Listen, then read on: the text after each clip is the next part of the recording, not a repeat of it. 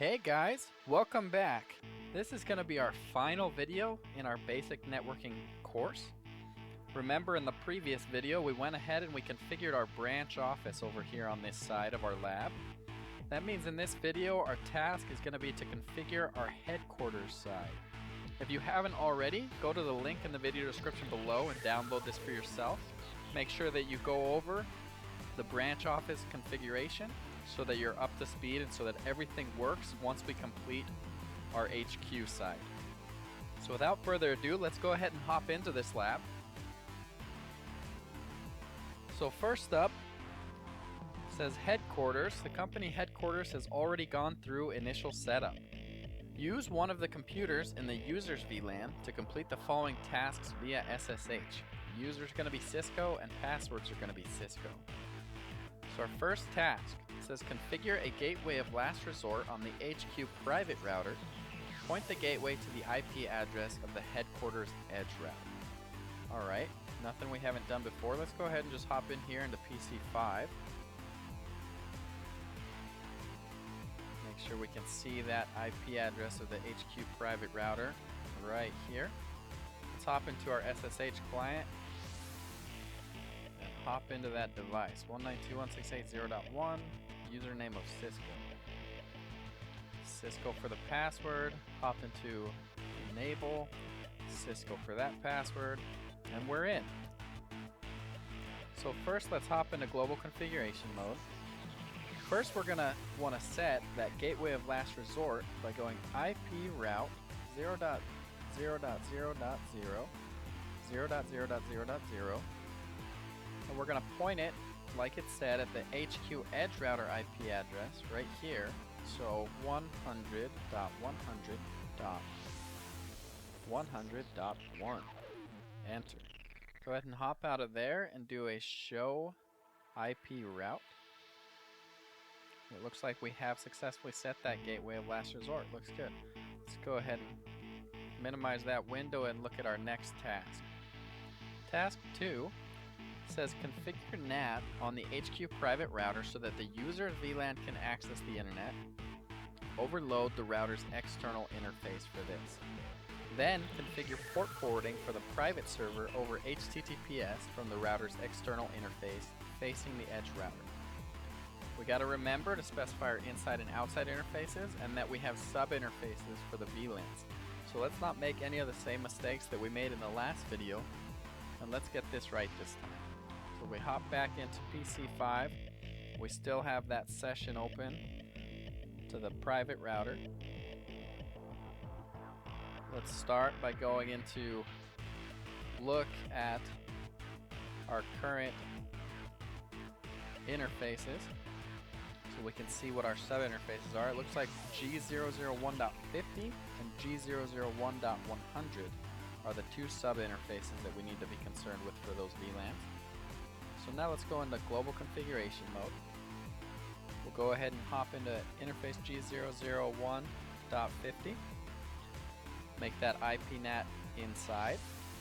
Then let's hop over into G001.100. Also going to be IP NAT inside. And finally, let's hop into interface G000, which is our outside interface, and do IP NAT outside.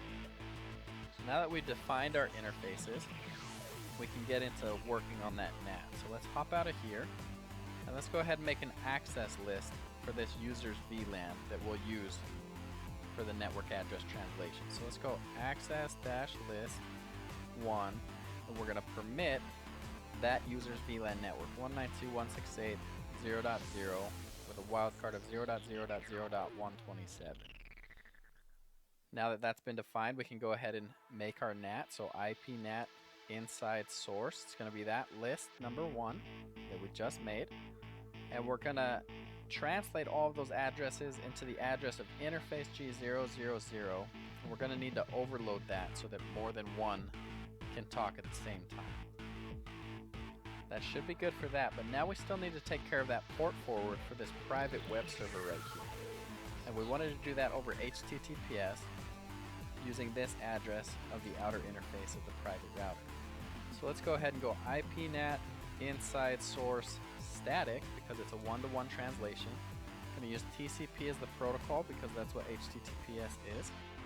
And we're going to go ahead and be translating 192.168.0.250 on port 443 into 100.100.100.2 at port 443. So anything that comes into this interface on that port will get sent straight back to our web server. Go ahead and hit enter on that. Let's hop out of configuration mode and look at our IPNAT translations just to make sure that that static one is there. And it looks like it is. Good work. With that, let's go ahead and look at our next task. Task number 3 says restrict public access to the company's private server to company devices only with an ACL on the HQ private router. Ensure this doesn't interfere with headquarters users' PCs accessing the internet or the server. Okay, so we're going to be putting an ACL on this router right here so that no one from the outside of our network can reach this server unless they're coming from the branch office.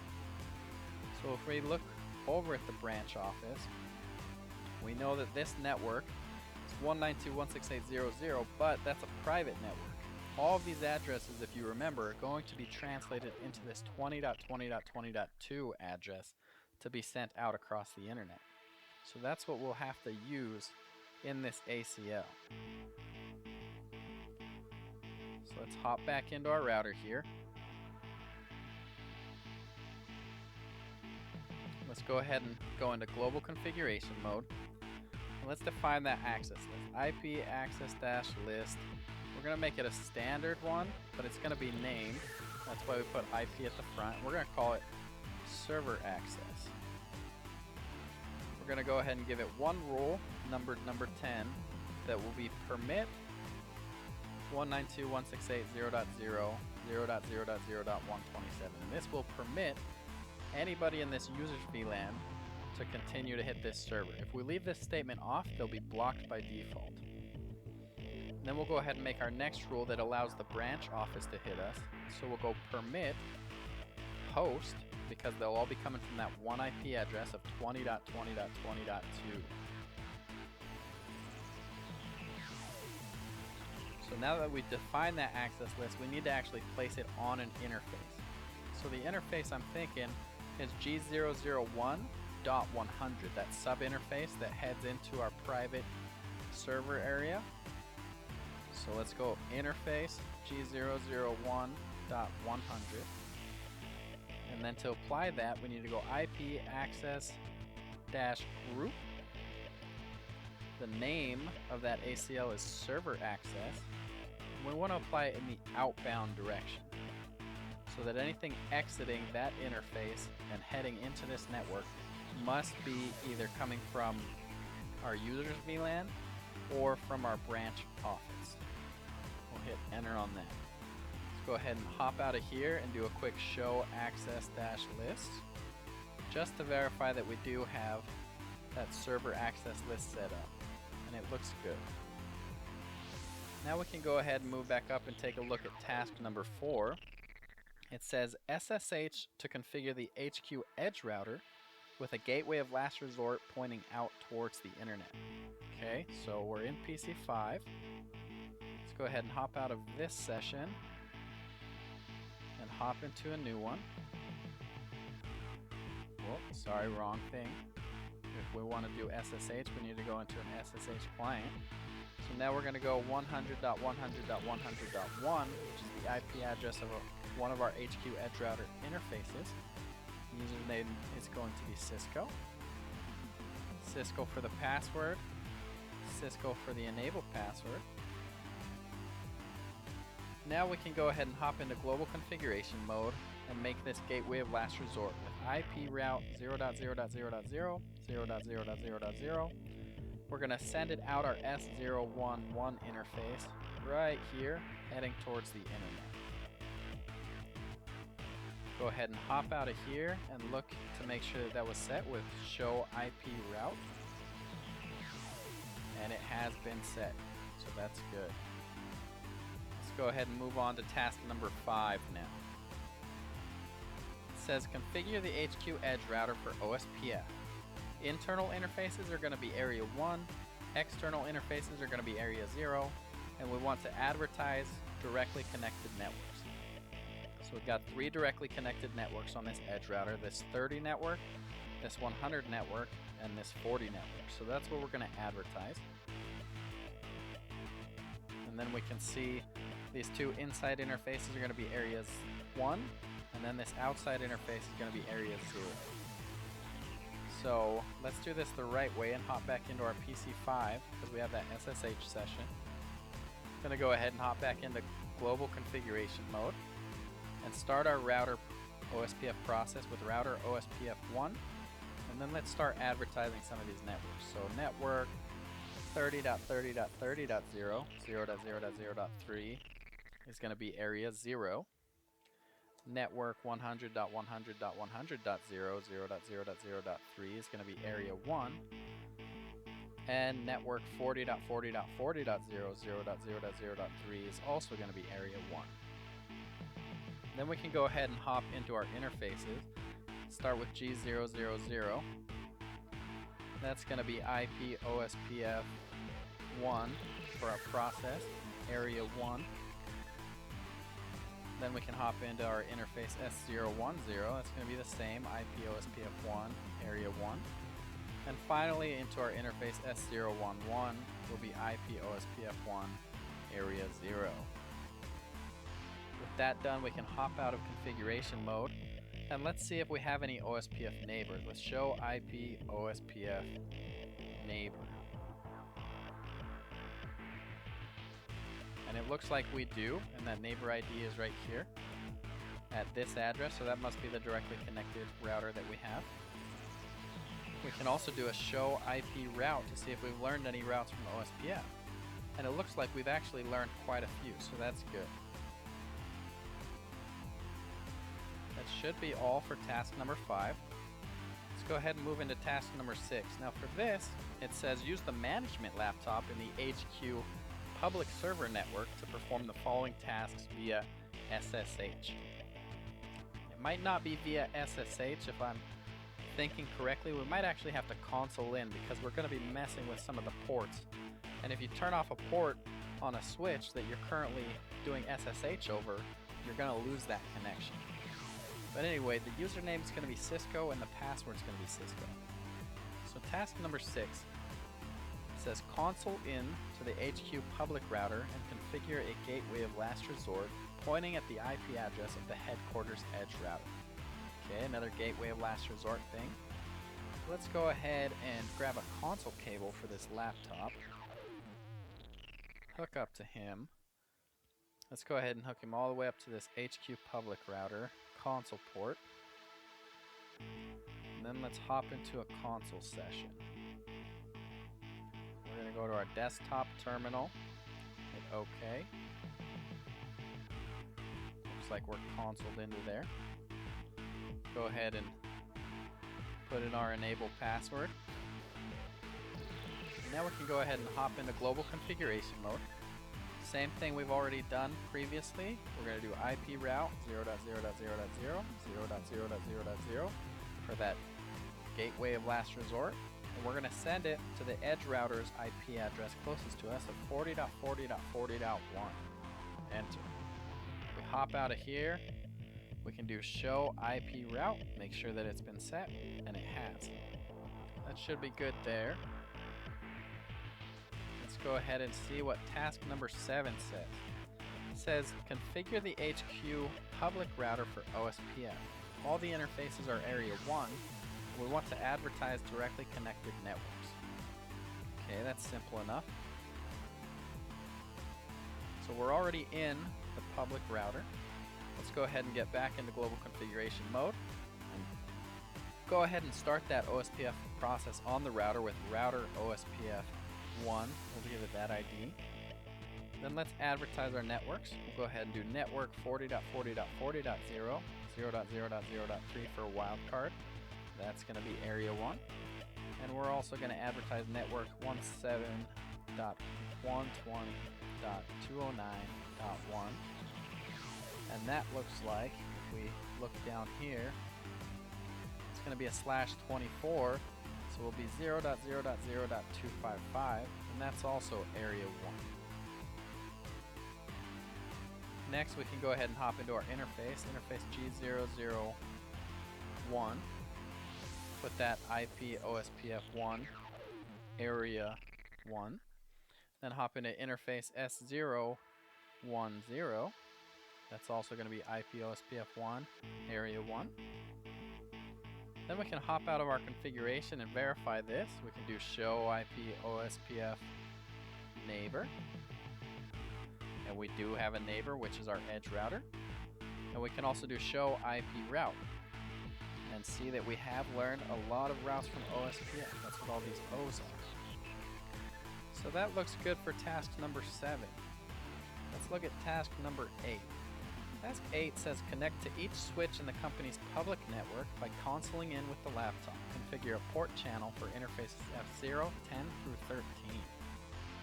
Alright, so this is what I was talking about with SSH. If we were to try and SSH, let's say to switch 1, and we did our port channel where we know we shut down all the ports to start, we would lose that connection. So that's why we're going to go ahead and console in instead. Go ahead and hook up to that console port. Might have to start a new session over here. Hop into our terminal. Go ahead and enter our password. Then we can hop into global configuration mode.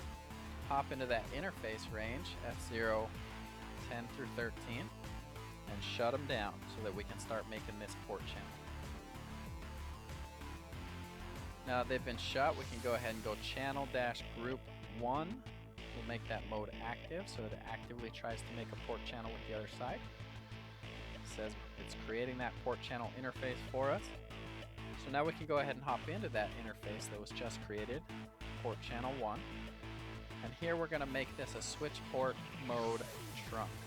Just in case we put VLANs or anything on it, this will help us. Then we can go ahead and hop back into that interface range, F0, 10 through 13. And bring them back online. Okay, that should be good for that switch for now. Let's go ahead and exit out of that terminal and move our console cable to the other switch below. Hop back into another console session, now with that bottom switch. Type in our password, go to global configuration mode, and then we're going to hop into that interface range. F0, 10 through 13, shut them down. Go ahead and create that channel group with an active mode so we can make that port channel with the other side. Then we can hop into the newly created port channel interface and make it a switch port mode trunk. Then we need to go back into that interface range, F0, 10 through 13. And bring them back online. Now everything's red at the moment, so let's go ahead and fast forward a bit until everything figures itself out and goes green. Looks like we've gotten there. Now we can hop out of here and we can issue a command to see if this worked. We can go show ether channel summary. According to our codes up here, P means in port channel, and we do have interfaces 10, 11, 12, and 13 that are participating in that port channel 1. So that looks good. Let's go ahead and see what our next step is. Looks like we're finally onto our validation portion. It says verify that the network has been set up by performing basic validation tests for connectivity and internet access. So first thing we're going to do is ensure that internet, branch, and users' devices can all connect to the public server. So our public server is this one down here. So let's start by hopping into a user device. Go ahead and close that session. Hop into our web browser. Now we'll go ahead and hit that http://17.120.209.4. And we can indeed reach that public web server from there. Next, let's go ahead and check to make sure that an internet device can reach that address. So let's hop into his desktop over here, into his web browser. Let's go look at that IP address one more time.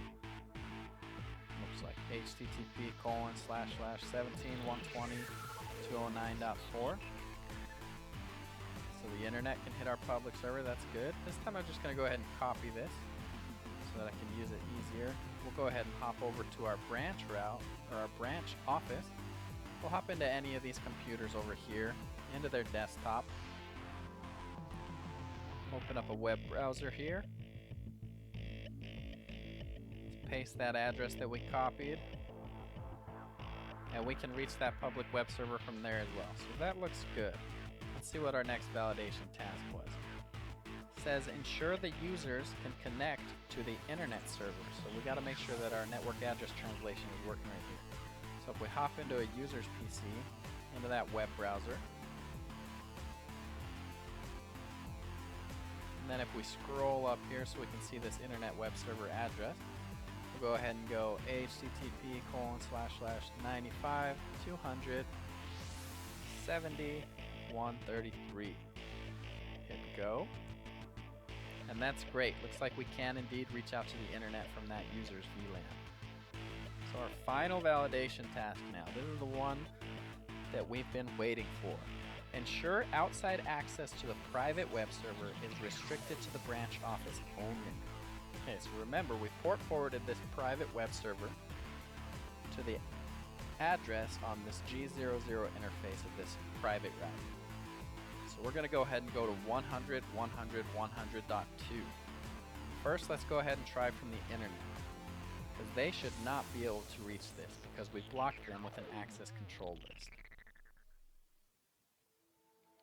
So we'll go ahead and go https://100.100.100.2.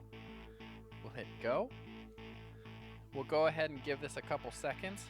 We should see a timeout here because it should be getting blocked, because the only thing that access control list allowed in was our user's VLAN and our branch office, and it looks like that is indeed what happened. So that's good. The internet cannot reach in and access our server. Now, the true test, let's go ahead and go in the sales VLAN. Let's see if somebody in our branch office can reach over to our private web server and access important company information that they might need to do their jobs. So https://100.100.100.2. And we did it! That is amazing. So obviously, congratulations you guys. You've completed my basic networking course successfully. Don't stop here. Make sure you keep studying, keep learning about networking. Go out there and get that CCNA exam. You've learned a lot of the lab material that you'll be required to know for that exam. Now all you got to do is go memorize a bunch of different terms and stuff. But you can do it. If I can do it, you can do it. So best of luck to you all. I'm glad that you stuck in it with me for all these videos. And have a good life.